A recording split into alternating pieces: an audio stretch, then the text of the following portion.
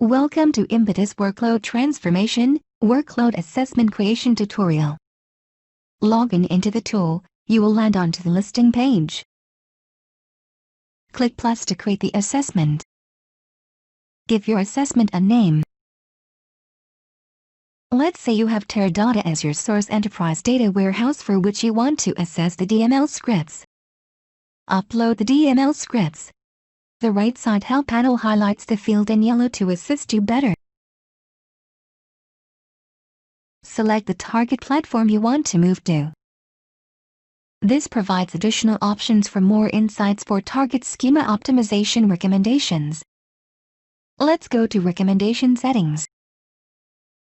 Go with default or configure your thresholds that baselines the recommendation of ideal migration candidates. Selecting My Saved preset. Your assessment is running. Its status changes to success within seconds.